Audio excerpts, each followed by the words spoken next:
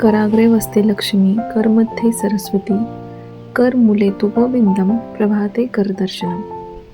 Hi friends, शुभ प्रभात. Good morning सर्वांना. सकाळचे 6:30 वाजलेले आहेत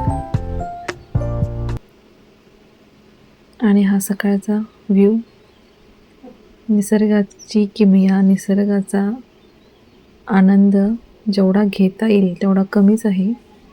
तिन्ही ऋतूतील पहाट ही खूप वेगवेगळी आणि छान असते, जे सर्वांनाच आवडत असेल.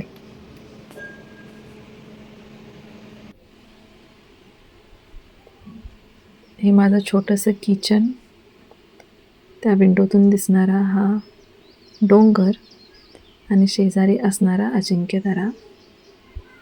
हो, आम्ही साताऱ्यामध्येच राहतो. आणि आता हे पहाटेचं सर्वांचं रुटीन.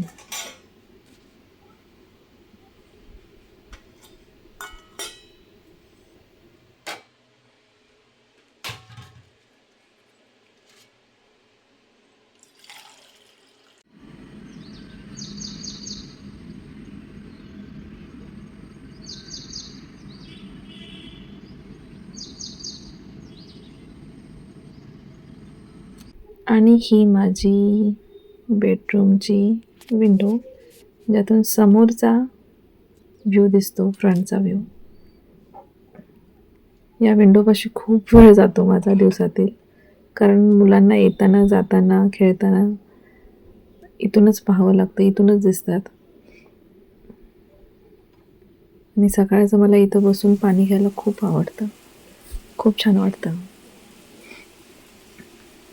सकाळची लोकांची ये जा, मुलांची ये जा, शाळेच्या मुलांची ये जा, खूप छान वाटते. नेहमीप्रमाणे आजही नाश्ता बनवलेला आहे.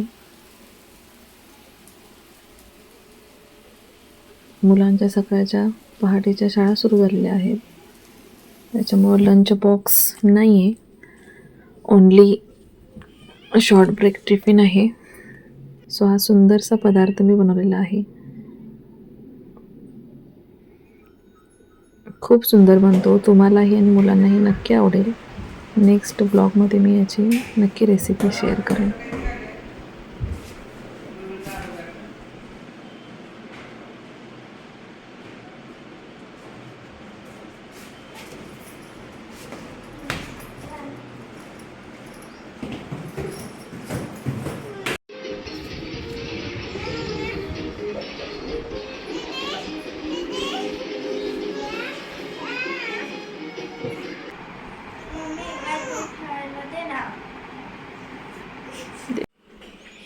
आपण एक छान पदार्थ करूया. ह्याला आपल्याला गव्हाचं पीठ, मैदा थोडा, मीठ, हळद पावडर, थोडीशी फक्की आपली विदाऊट मसाल्याची तिखट, कसुरी मेथी, धना पावडर, जिरा पावडर, ओवा. ओके, बस. संध्याकाळच्या वेळेला हमखास काहीतरी मुलांना खायला लागतं. हे आता मी गव्हाचं पीठ आणि मैदा चाळून घेतलेला आहे.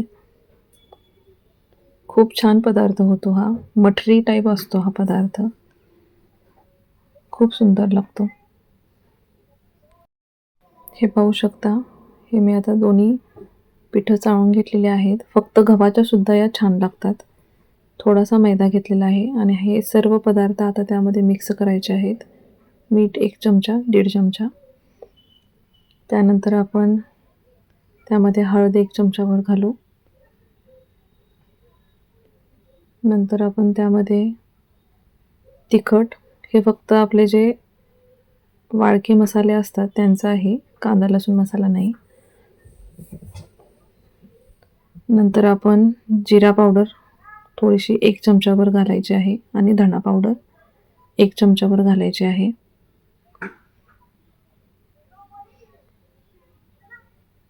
नंतर महत्त्वाचं म्हणजे त्यामध्ये आपण ओवा घालायचा आहे. ओवा 1 चमचाभर आणि थोडासा जास्त घातला तरी चालेल, 1-1.5 चमचा. आणि महत्त्वाचं म्हणजे कसुरी मेथी. कसुरी मेथी थोडी जास्त घालायची, टेस्ट खूप छान लागते याची. आता आपण थोडंसं तेल गरम करायला घेऊया. थोडंसं घ्यायचं आहे, जास्त नाही. गॅसवरती तेल ठेवलेलं आहे. ते आपण गरम करून थंड करायचं आहे. जास्त पण अगदी गरम नाही घालायचं, ते तेल खूप खेचतं. आणि हे आता सर्व मिश्रण आपण आता एकत्र करून घेऊया. त्यामध्ये सगळे हे पदार्थ ॲड केलेले आहेत. जास्त काहीच लागत नाही यासाठी. घरातील वस्तू वापरून आपण हा सुंदर पदार्थ तयार करू शकतो. तेल इथं गरम झालेलं आहे. आपण गॅस बंद केला आणि थोडा वेळ थंड होण्यासाठी ठेवूया. तोपर्यंत इथे जे तिखट, मीठ, हळद, जिरा पावडर, धना पावडर, ओवा, कसुरी मेथी घातलेलं आहे ते आपण व्यवस्थित मिक्स करून घेऊ. तेल घालू. पाणी घातलेलं आहे. पाणी घालून मिक्स केलेलं आहे.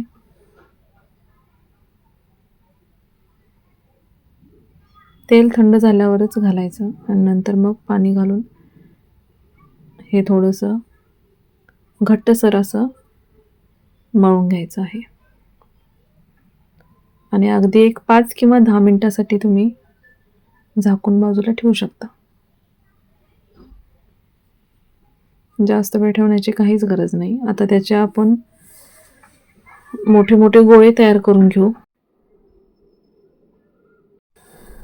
आता हे गोळे पोळपाटावर आपण लाटून घ्यायचे.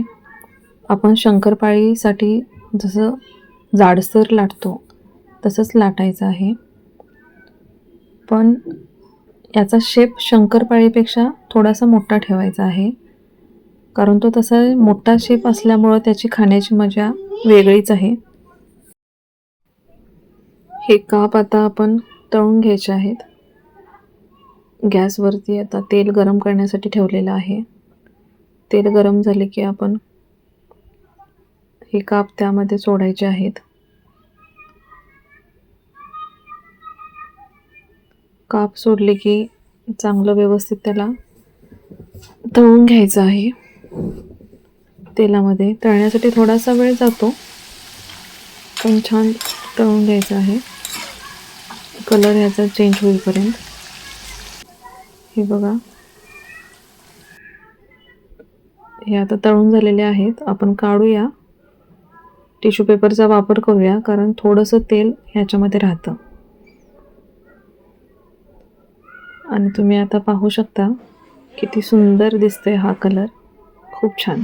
हे दर्शा देवाजवळ ठेव, नमस्कार कर.